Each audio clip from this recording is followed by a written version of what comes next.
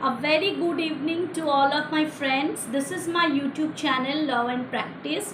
मैं हूँ प्रियंका भट्टाचार्य और आज हम स्टार्ट करने जा रहे हैं Hindu law which is most important subject for first year LLB student. तो आज हम हिंदू लॉ का जो इंट्रोडक्शन है, किसको हम हिंदू बोलेंगे, ये हम सब देखेंगे केस लॉ के साथ। तो चलिए स्टार्ट करते हैं।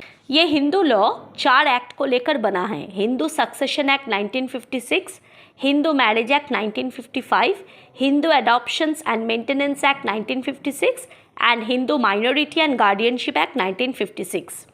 हिंदू मैरिज एक्ट को छोड़ के बाकी जो तीनों एक्ट है उसका ईयर 1956 है। लेकिन हिंदू लॉ पढ़ने से पहले हम लोगों को ये जानना ज़रूरी है कि हिंदू कौन है। अगर हिंदू कौन है ये हम लोगों के पास क्लियर नहीं रहेगा तो हम हिंदू लॉ को कुछ समझ नहीं पाएंगे।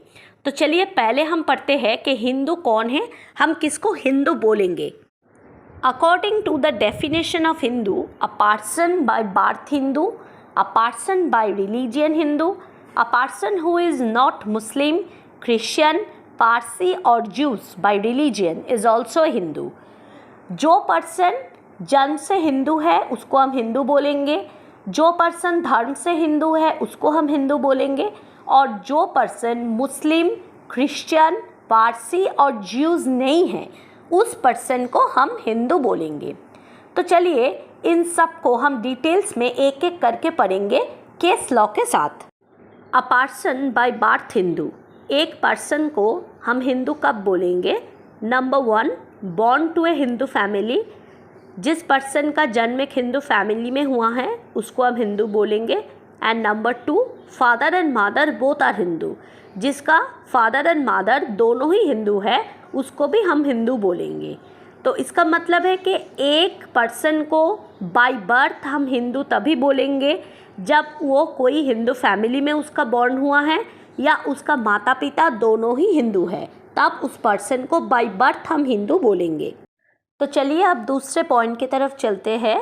ए पर्सन बाय रिलीजियन हिंदू, किसी पर्सन को हम धर्म से हिंदू कब बोलेंगे। Number 1 is any child, legitimate और illegitimate, both of whose parents are Hindus, Buddhist, Jains और सिख्स बाय रिलीजियन। किसी भी बच्चा अगर वो लेजिटिमेट हो या इलेजिटिमेट हो, अगर उसका पेरेंट्स हिंदू है, बुद्धिस्ट है, जैन है और सिख है, तो उस बच्चे को हम हिंदू ही बोलेंगे। Next one is any child, legitimate और इलेजिटिमेट, कोई भी बच्चा लेजिटिमेट हो या इलेजिटिमेट हो, one of whose parents is a Hindu, Buddhist, Jain और Sikhs by religion and who is brought up as a member of the tribe community, group or family to which such parents belongs or belong।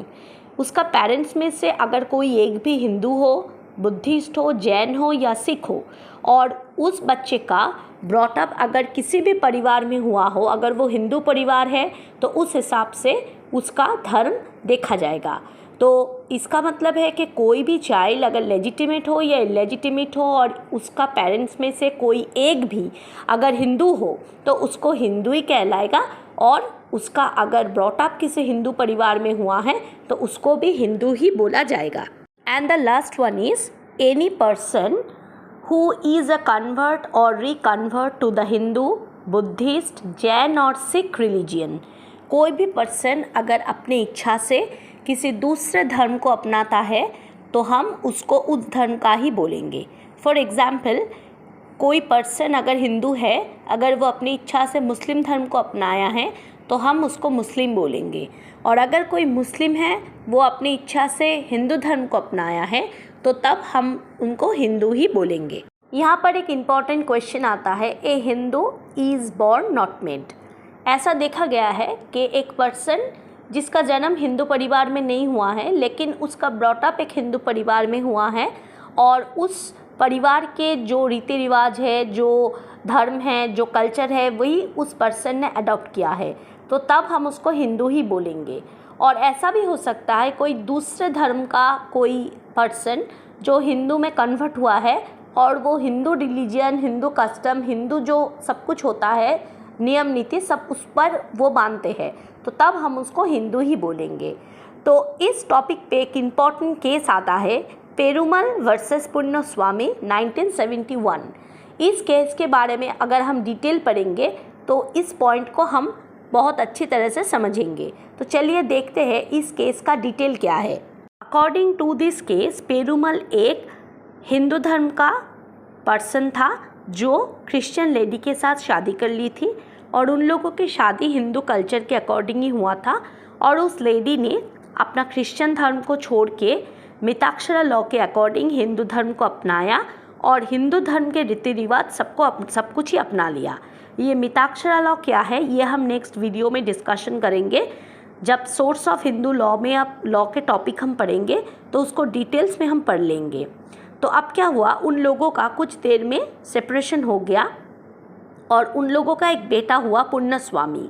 तो पेरुमल ने पुन्नस्वामी को अपने property से बेदखल कर दी, लेकिन कुछ टाइम बाद पुन्नस्वामी ने अपने पिता के अगेंस्ट एक केस दर्ज की और जहाँ पर पेरुमल का कहना था कि उसका माँ क्रिश्चियन है और वो उसके माँ के साथ रह रही है, इसीलिए वो हिंदू नहीं है, क्रिश्चियन है।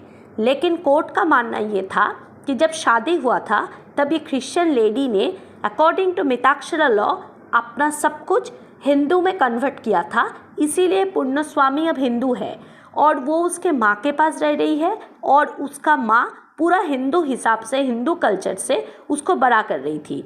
इसीलिए कोर्ट ने ऑर्डर दिया कि पेरुमल का जो भी प्रॉपर्टी है वो पुन्नस्वामी को ही मिलेगा और इस केस में पुन्नस्वामी का जीत हुआ। तो फ्रेंड्स, आज का टॉपिक यही तक ही था। नेक्स्ट क्लास पे हम लोग इसी टॉपिक का एक रिवाइज करेंगे, उसके साथ मिताक्षरा लॉ क्या है, source of Hindu law, school of Hindu law, पूरा जो हिंदू लॉ का जो टॉपिक है उसको हम कवर करेंगे, क्योंकि हिंदू लॉ एक बहुत वास्ट सब्जेक्ट है। तो तब तक के लिए आप लोग मेरे चैनल को लाइक कीजिए, सब्सक्राइब कीजिए और बहुत ज़्यादा शेयर कर दीजिए ताकि मुझे बहुत इंस्पिरेशन मिले और मैं आगे जाके बहुत अच्छे वीडियो बना पाऊँ। तब तक के लिए goodbye and have a very nice evening.